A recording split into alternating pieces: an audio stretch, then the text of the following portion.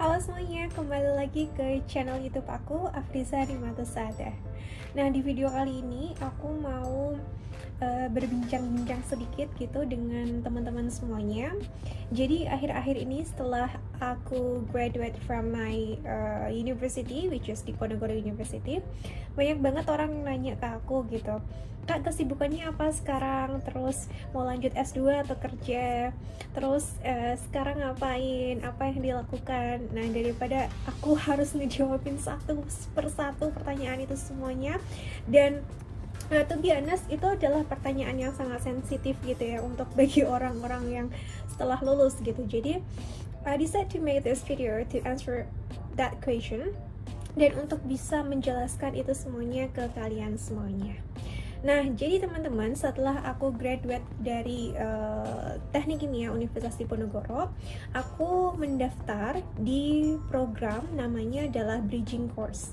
Bridging Course itu adalah beasiswa dari Belmawa Dikti bekerja sama dengan LPDP untuk mempersiapkan mahasiswa akhir ya yang dia sudah menyelesaikan studi, atau istilahnya bukan mahasiswa akhir lagi ya, tetapi orang-orang yang sudah lulus ya, sudah menyelesaikan skripsinya, mereka mempersiapkan untuk bisa melanjutkan studi ke luar negeri ya. Jadi nama beasiswanya adalah beasiswa Bridging Course, dan kebetulan sepengetahuan aku beasiswa Bridging Course ini masih baru. Kalau nggak salah ini aku daftar di angkatan kedua gitu. Jadi aku bersyukur banget bisa menemukan informasi tentang Bridging Course ini. Jadi aku bisa daftar untuk bisa mempersiapkan S2 di luar negeri. Nah, berarti sudah kejawab ya teman-teman, aku ngapain. Nah, sekarang di video ini pula aku ingin sharing kepada rekan-rekan semuanya, kalau semisal nanti rekan-rekan ada yang tertarik mengikuti program Bridging Course ya, yang sama dengan aku, teman-teman sudah bisa mempersiapkan diri sedini mungkin gitu ya. Aku akan sharing beberapa pertanyaan yang nantinya akan ditanyai oleh para interviewer saat menyeleksi teman-teman semuanya di program Bridging Course. Jadi nanti kalau teman-teman daftar di Bridging Course itu ada dua tahapan. Tahapan yang pertama itu adalah seleksi administratif. Seleksi administratif ini teman-teman harus mengupload transkrip ya. Kemudian yang punya ijazah silakan upload ijazah juga. Kemudian yang kedua harus mengupload surat rekomendasi. Bagi yang sudah bekerja, silakan upload surat rekomendasi dari atasan. Tapi yang belum bekerja, silakan upload surat rekomendasi dari dekan ataupun wakil rektor dari universitas yang bersangkutan. Yang ketiga, teman-teman harus upload kemampuan bahasa Inggris, baik itu TOEFL ataupun TOEIC ataupun IELTS, itu dipersilahkan, boleh bebas pilih yang mana aja. Kalau TOEFL itu batasnya minimum 500, sedangkan IELTS itu 6,5 batasnya gitu ya. Nah, kalau teman-teman nanti udah lolos di syarat administratif, nanti teman-teman akan mendapatkan email dari Belmawa Dikti, yang mana Belmawa Dikti akan memberikan jadwal kepada kalian untuk tahap interview. Nah, di tahap interview ini teman-teman akan diinterview oleh para interviewer LPDP. Ya, bayangkan kalau di LPDP itu biasanya interviewernya ada 3, ada psikolognya 1, 2 orang lagi merupakan dosen ahli gitu ya. Tapi untuk program Bridging Course ini aku kemarin di interview cuma 1 dosen aja, nggak ada psikolog. Jadi yang interview ini adalah dosen ahli. Jadi aku kebetulan karena majorku adalah chemical engineering. Nah, ternyata dosen yang menginterview aku ini S1-nya adalah teknologi pangan, kemudian S2 dan S3-nya itu adalah chemical engineering di Jerman. Jadi sangat-sangat linear dengan jurusan aku sendiri. Jadi beliau sangat tahu betul gitu bagaimana subjek-subjek yang aku pelajari selama kuliah gitu. Jadi selama interview kita banyak berdialog dan berdiskusi tentang itu semuanya. Oke, let's masuk ke pertanyaan apa saja sih yang ditanyai interviewer saat wawancara Bridging Course. Yang pertama adalah interview akan meminta kalian untuk memperkenalkan diri secara singkat. Nah, di sini kemarin interviewnya pakai bahasa Inggris ya teman-teman. Jadi kita interview harus pakai bahasa Inggris karena kan kita mau S2 di luar negeri gitu ya, jadi kalau pakai bahasa Indonesia kan nggak mungkin gitu kan, jadi kita harus mulai terbiasa dengan menggunakan bahasa Inggris.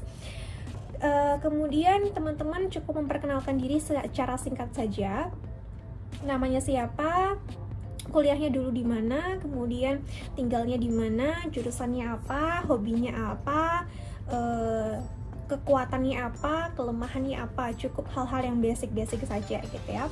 Kemudian pertanyaan kedua yang ditanyakan adalah, kamu ingin melanjutkan kuliah di mana? Ya, jadi tentunya ketika teman-teman mengikuti program bridging course, teman-teman harus sudah memiliki kemauan yang besar untuk melanjutkan studi S2 gitu ya di luar negeri. Jadinya teman-teman harus sudah punya pilihan, at least satu pilihan ya untuk ke luar negeri gitu ya, mau kemana sudah ditentukan gitu. Nah kalau aku kemarin itu karena memang aku pengennya di satu universitas itu, di satu jurusan itu, jadi aku paparkan bahwa saya pengen kuliah di jurusan ini di universitas ini gitu ya. Kemudian pertanyaan ketiga yang ditanyakan adalah, mengapa ingin melanjutkan kuliah di sana? Nah ini tentunya sesuai dengan reason kalian masing-masing ya, kenapa kok kalian pengen melanjutkan studi S2 gitu. Nah tentunya dalam memikirkan reason ya untuk S2 itu, teman-teman harus memikirkan secara mendalam gitu ya. Tentunya reasonnya harus yang rasional dan juga make sense, yang tentunya reason ini membawa kontribusi untuk negara kita, untuk lingkungan kita gitu ya. Jadi jangan hanya membawa kontribusi untuk diri kita sendiri gitu. Nah, pertanyaan selanjutnya yang ditanyakan itu adalah, apakah pendidikan S1 Anda berhubungan dengan pendidikan lanjut yang akan Anda ambil nanti? Nah, itu ditanyai oleh para interviewer.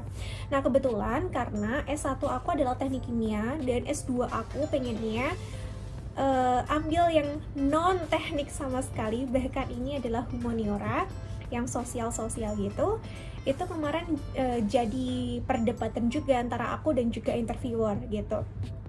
Interviewernya bilang ke aku nih, kamu tuh IPK-nya 4, kamu udah pintar, kamu udah bagus, basic sainteknya udah oke banget, apalagi teknik kimia. Kenapa sih kok kamu harus ambil S2 yang dia humaniora, yang sangat-sangat lintas jurusan sama kamu? Kemarin interviewernya bilang kayak gitu. Dan ya udah, karena aku pengen emang mencoba sesuatu hal yang baru, pengen tantangan yang baru, pengen dunia yang baru, dan aku pengen having fun aja waktu kuliah S2, aku nggak mau mikir yang berat-berat, makanya aku pengen ambil yang humaniora, dan itu tetap aku tekankan sampai akhir interview. Aku nggak mau milih jurusan yang lain, aku maunya ini, karena aku pengen ini, aku pengen mencoba ini gitu. Jadi kalau kalian punya keinginan yang kuat, it's okay sih for us to untuk bisa mempertahankan argumen kita selama argumen kita itu benar gitu.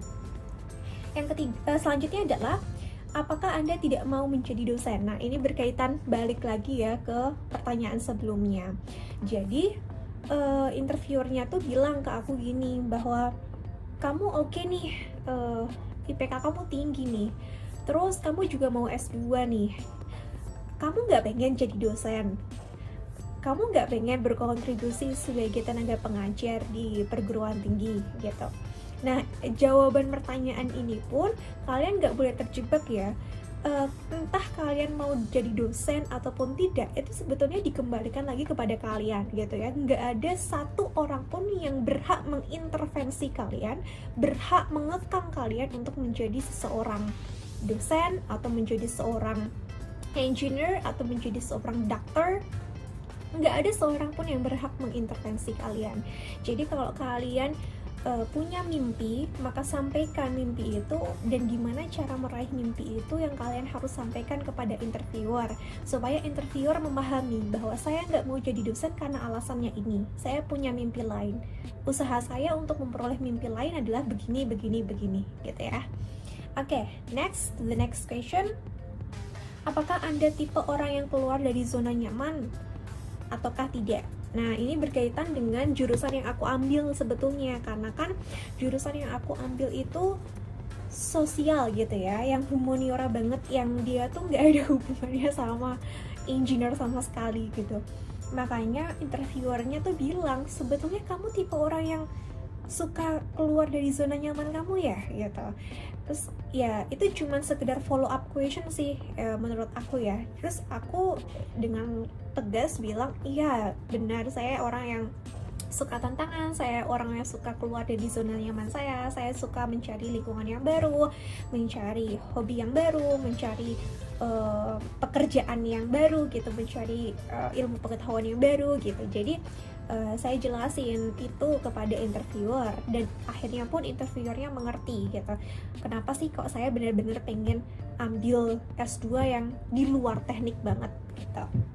Nah selanjutnya adalah pertanyaannya itu berkaitan apa permasalahan renewable energy di Indonesia. Sebetulnya ini adalah follow up question juga. Jadi kenapa kok aku pengen S2 ya di Universitas X dengan jurusan Y, itu berkaitan dengan renewable energy. Sorry guys, I cannot spill it, tetapi yang jelas secara garis besar seperti itulah ya. Sehingga interviewer ini mengetes pengetahuan aku mengenai renewable energy, dan alhamdulillahnya gue bisa gitu, karena aku pernah ngebuat video di tahun 2021 tentang permasalahan renewable energy di Indonesia. Nah akhirnya aku menggunakan teori-teori itu yang masih mengendap di pikiran aku gitu ya, terkait permasalahan renewable energy di Indonesia. Dan akhirnya reviewernya bilang, oh ya berarti kamu punya pengalaman dan pemahaman yang sangat dalam terkait dengan renewable energy. Kalau seperti ini saya mengerti gitu, kenapa kok kamu memang ngotot pengen ambil jurusan itu gitu. Nah selanjutnya adalah sebutkan satu organisasi yang pernah Anda ikuti dan bagaimana Anda berperan dalam organisasi tersebut. Nah, menurut aku ini bukan follow up question ya, tetapi menurut aku ini adalah question yang ditanyakan kepada semua kandidat ya. Jadi, akademik itu penting ya di dalam kita untuk memperoleh scholarship atau beasiswa.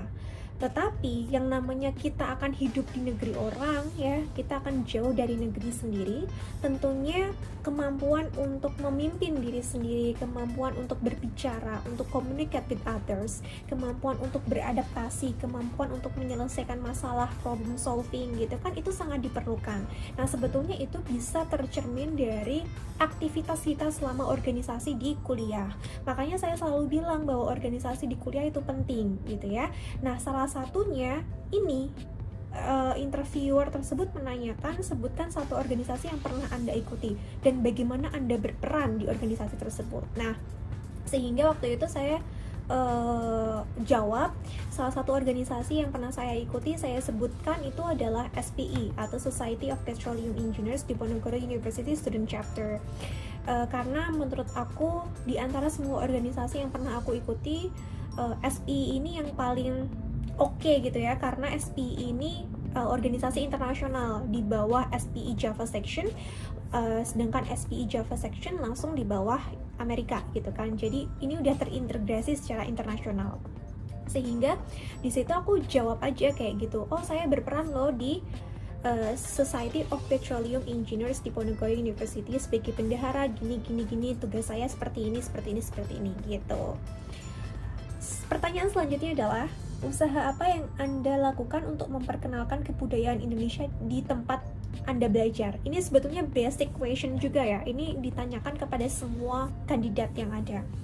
Dan jawaban aku waktu itu jujurly standar banget ya, oh saya akan memperkenalkan Indonesia dengan tarian Indonesia, padahal gue gak bisa nari, asal nyeplos aja. Karena jujurly to be honest, aku nggak expect interviewernya bakalan menanyakan hal yang seperti ini gitu. Di sana kan kita belajar gitu ya, jadi aku nggak kepikiran sama sekali kita bakalan diminta untuk memperkenalkan kebudayaan Indonesia. Jadi mungkin next time teman-teman bisa lebih mempersiapkan untuk jawaban yang ini gitu ya, bagaimana cara teman-teman memperkenalkan kebudayaan Indonesia di luar negeri gitu. The last question yang ditanyakan oleh interviewer itu adalah value apa yang Anda pegang sebagai generasi muda Indonesia. Nah waktu itu aku jawabnya, Ada 4, karena sekarang ini kita dihadapkan dengan revolusi industri 4.0 dan super smart society atau society 5.0, sehingga menurut saya generasi muda harus memegang 4C, yaitu creativity, critical thinking, communication, and collaboration. Dengan value ini saya yakin generasi muda akan lebih bisa terbuka dengan segala opportunity yang ada di dunia ini dan lebih bisa berkembang pelak, karena kita bisa menangkap peluang-peluang emas yang ada di sekitar kita gitu. Nah, itu aja ya yang bisa saya sharing pada malam hari ini. Kebetulan ini udah malam banget gitu ya. Hopefully teman-teman di luar sana sehat selalu dan terus berkarya. Kalau ada yang ingin ditanyakan, silahkan drop your question di kolom komentar dan aku akan senang hati menjawab pertanyaan Anda. Sampai jumpa di the next video untuk bisa sharing topik-topik yang lainnya. See you, bye-bye. Thank you for watching ya.